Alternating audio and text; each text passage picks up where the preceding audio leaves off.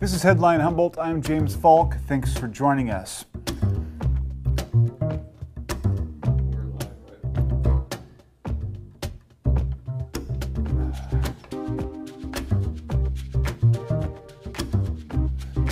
Today we're joined with Allison to talk about his experience battling COVID as a healthcare worker and watching his colleagues at St. Joseph Hospital struggle to save lives in the face of numerous challenges. Also, the Yurok Tribe issues an alert to its community and neighboring jurisdictions about a rash of recent abduction attempts that left several women, some with kids, horrified but safe. For now. Coming up next.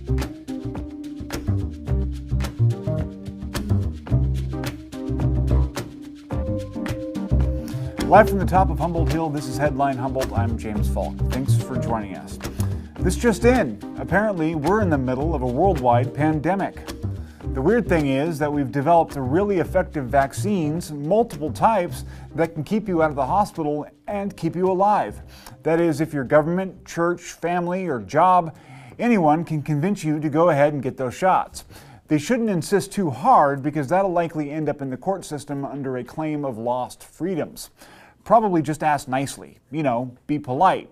But you'd better also be loud because there's a whole lot of people spewing misinformation and pseudoscience at ludicrous volumes who would love nothing more than drowning out the exact kind of information that might save lives. But we're past that kind of foolishness, right? We've reached the 21st century, an era of fact-based decision-making and handheld phones that can store mountains and mountains of complicated scientific data. Let's see. In a story out this week, it was reported that the nuclear regulators in Sweden had to issue a warning to people about a bracelet many have been wearing to ward off the detrimental effects of 5G technology. Which effects? Got me. The problem with the bracelets? Radiation. It seems the magic bracelet people have been wearing to ward off the wicked muju of 5G is so radioactive it could cause cancer.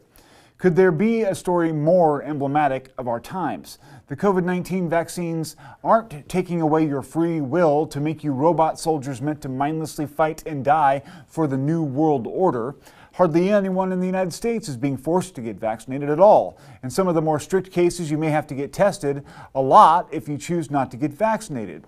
But given that for whatever reason you don't want to make yourself biologically resistant to the disease, yet still want to live and work among the rest of us, that seems like a fair trade to me. Our guest tonight has been along for the COVID ride from the beginning as a medical provider and a former Eureka City Councilman. He'll share his experiences on the COVID front lines and give us an up-close glimpse of what that battle looks like. And so, the interview. Allison, former Eureka City Councilman and a surgical technologist at St. Joseph Hospital. You join us now. Can you hear me, Austin? James, I can hear you just fine. Good. What an intro. Oh, blistering. So thank you so much for joining us. I've been looking forward to talking with you. I know that you've given some pretty powerful testimony about what it's been like for people on the front lines of COVID-19. So let's just start sort of from the beginning. How would you say that COVID-19 has impacted your professional life? In a way, I think COVID has been an absolutely surreal moment for us all in the nation and the world.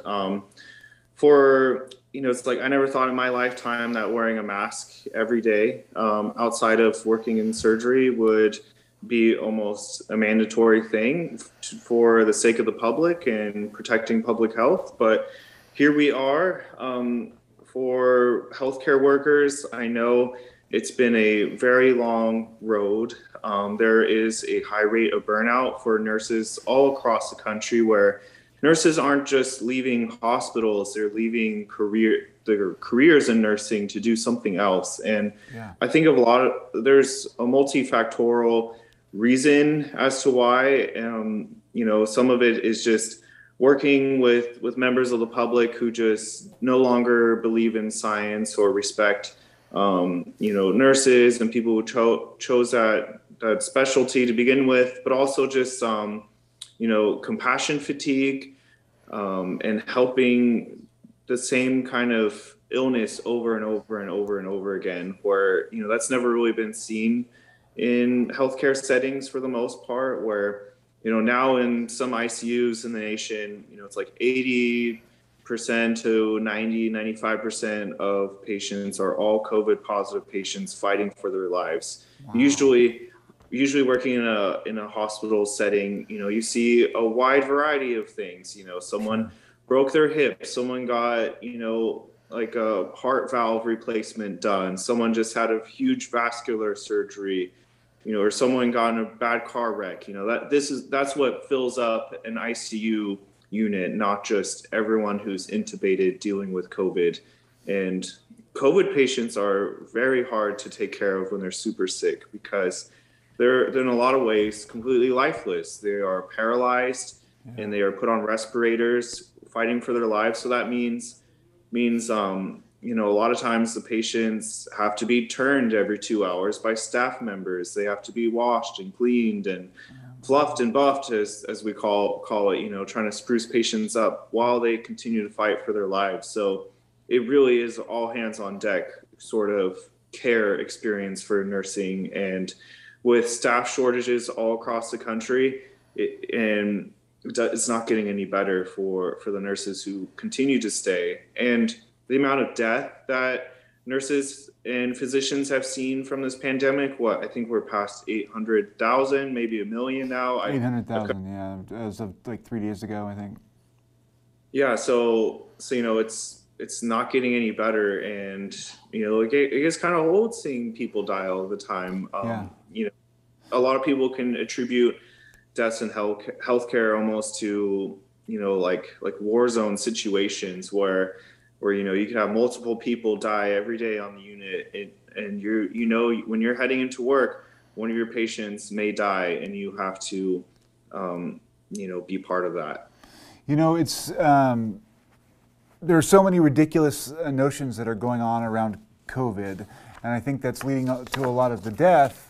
And I'm sure it has a bearing on how the medical community, feels about the whole thing. I mean, for instance, like my intro sort of referenced, and misinformation is rampant, and there's a lot of people who aren't getting vaccinated, and there are people who don't get vaccinated who think that they're on the righteous side of a political argument, and then suddenly when they get into the ICU or the hospital because they have COVID, they are quick to change their minds, but by that point, like you mentioned to me in a previous conversation, it's too late. How much do you think that figures into the sort of the trauma and the exhaustion of nurses and other medical providers? Oh, it absolutely plays a huge role. We're living in an era of misinformation and disrespect. I like the term like malicious ignorance, where you are malicious with the lack of information, and you don't seem to seek more truth because you formed a bias already, and you can't get over your bias through being objective with the realities of truth. Mm-hmm. And the field of medicine is a field of science. It's we only do things that are considered best practices, and to practice medicine is when you look over the data and you make the best decisions for a patient based on what the best methods have been shown through time and through patience and through money and everything else. And so for this misinformation to sort of trump the trust of medical doctors and virologists and public health officials and nurses and people who join fields of science because they like the truth are suddenly flummoxed by the amount of people who no longer want to seek the truth. And ironically, a lot of people who do end up getting COVID because they weren't vaccinated are already extremely unhealthy to begin with, or could be perfectly fine as well, but they want treatments that are in a lot of ways way more harmful to your health than a vaccine could ever be. And in a lot of ways, even more experimental treatments as well. Like, the monoclonal antibodies is probably way more experimental of a treatment than getting a COVID vaccine, which has been, like the mRNA sequence, I believe, has been known about for over a decade. And so for people to say the vaccine came out way too fast is just sort of a really interesting accusation for scientists when the data was already there and they kind of knew what to assemble to fight something. Do you think, I mean, would you say that COVID is resulting in a lack of faith in science, or do you think the lack of faith in science has put us in a position where so many people are doubting their treatments for COVID?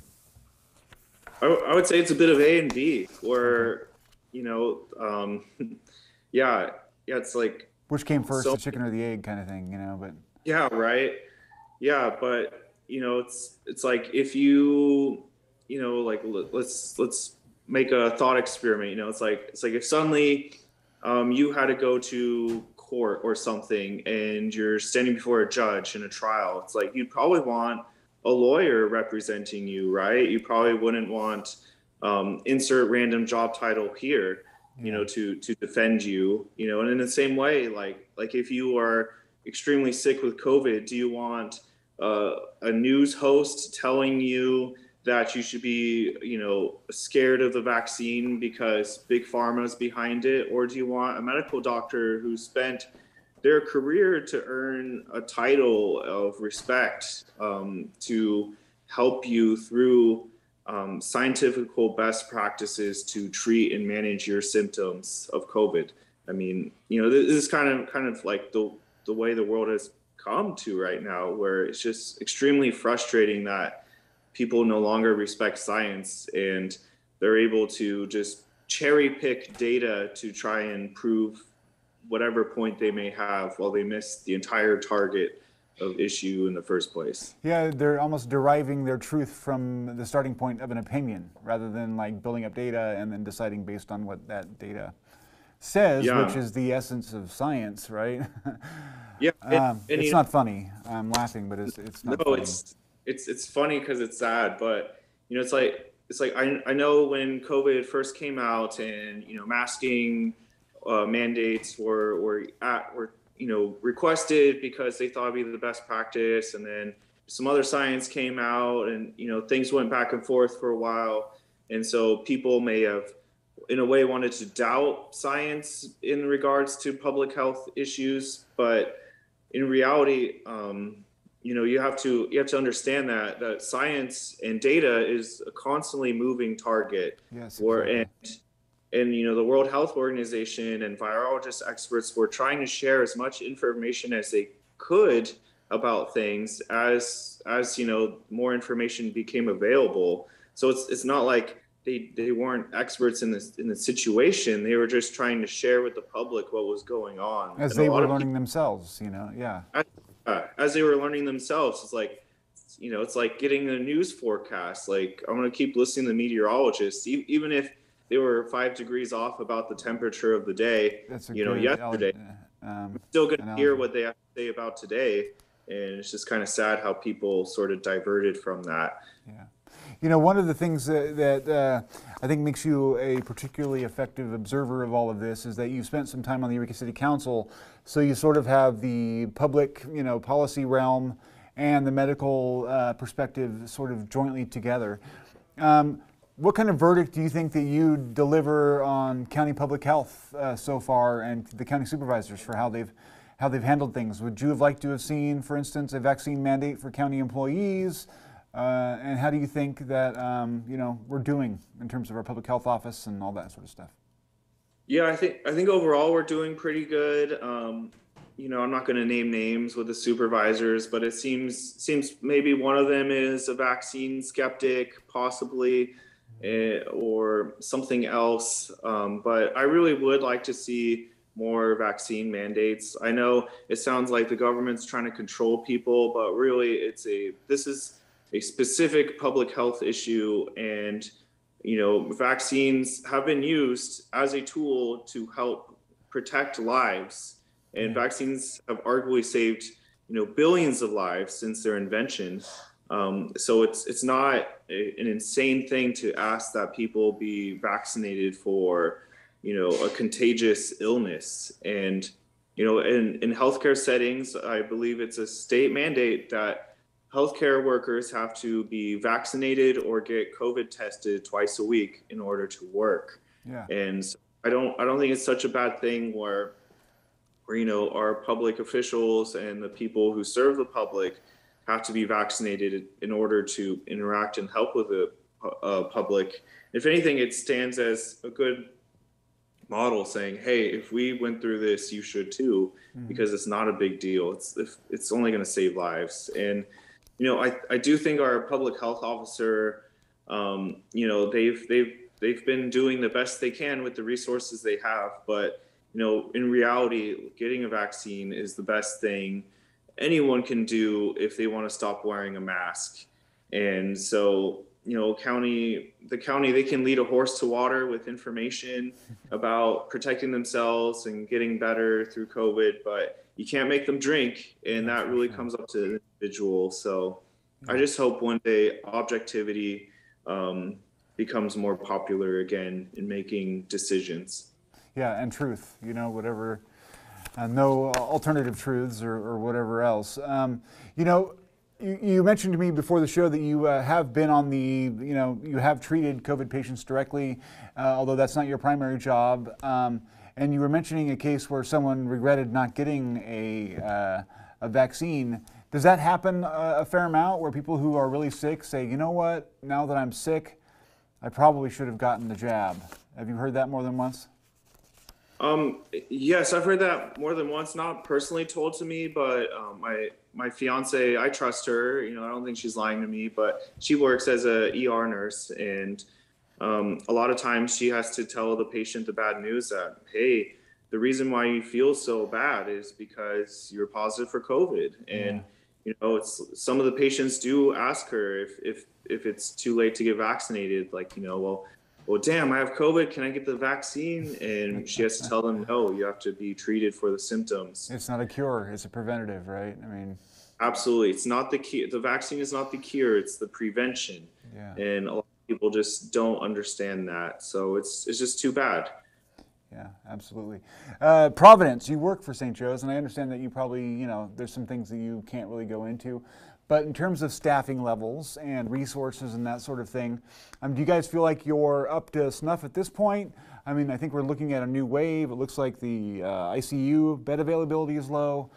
Do you guys feel like you have what you need to work through this? I'll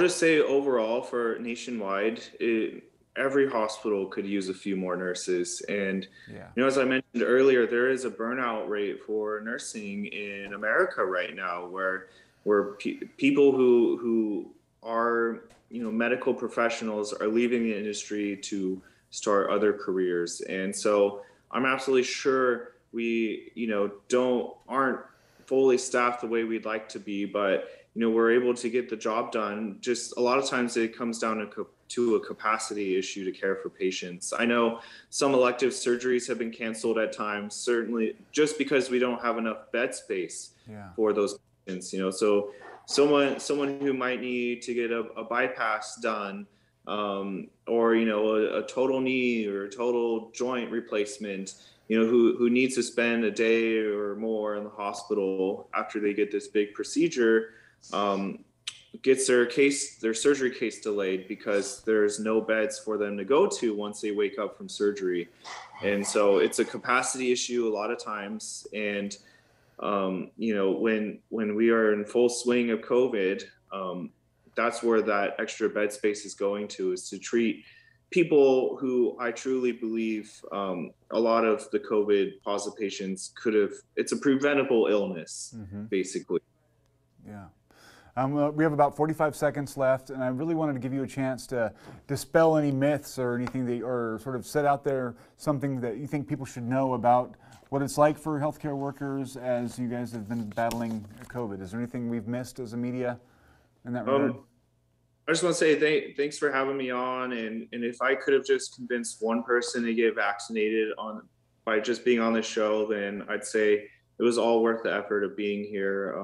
Please consider science. It's the best thing we have to truth out there. The data changes, but understand that people who work in healthcare do it because they love to take care of people, and a lot of times they love the science behind helping people. So, understand science. Please respect your healthcare providers, And please reconsider your sources when you hear that a vaccine is bad, because there's so much information that will trump whatever source you're getting. Absolutely. Thank you so much for joining us. Austin, we'll talk to you again soon, I hope. Cheers. Thank you so much, James and Cheers KEET. to you. Thank you so much. We'll be right back after this short break. Welcome to the Canadian International Organ Competition. It's like Olympic for organ. Prizes amount to over $100,000. Can you just slap me a little bit? No, literally, slap me, thank you. I've never done this to myself before, put myself under this much pressure. The final round's been haunting me at night. I'm first Chinese competitor. I'm desperate to win this competition. Pipe dreams.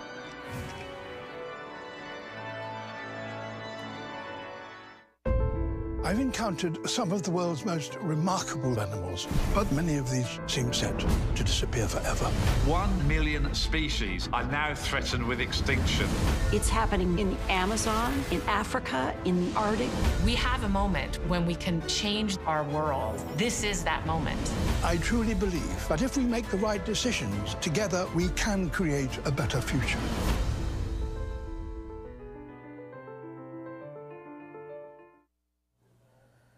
KEET contributor Ryan Hutson brings us an update from the County Public Health Office and its ongoing fight against COVID-19. As Humboldt completes a second year under the fog of COVID-19 restrictions, local public health officials remind the community to be safe as the new Omicron variant makes its way through the Redwood Curtain this holiday season. At a press conference this week, Public Health Officer Dr. Ian Hoffman updated local media with hospitalization data from the county showing that about 25% of locals hospitalized were under the age of 50 and they were not vaccinated. So in our communicable disease division, which looks at all communicable diseases but has been focused a lot on COVID-19, obviously over the course of the last 20 months, and we've been looking at specifically under age 50 hospitalizations because certainly something that is a little more concerning. We know that people over the age of 65 are at higher risk, but we have been seeing trends of younger and younger folks getting hospitalized. And so we want to take a closer look at that. And what we found were some startling local statistics. Of the 463 hospitalizations that we had at the time of looking at the data, about a quarter of those were under the age of 50, for a total of 120 hospitalizations under the age of 50. Of those 120, 41 were ICU patients, so nearly about just over a third. And then really the truly startling nature of it is the vaccination status of these under 50. 0 of those 120 people were fully vaccinated, and only 2 had partial vaccination status with 1 vaccine. The average age of that under 50 hospitalization group was 37 and a half. Dr. Hoffman was candid about the role public health has played in the local pandemic emergency response. Hoffman described the virus as a formidable threat to public safety and explained at what point the pandemic would be over. So, when is it time for public health to pull out of COVID? Because COVID's never going away.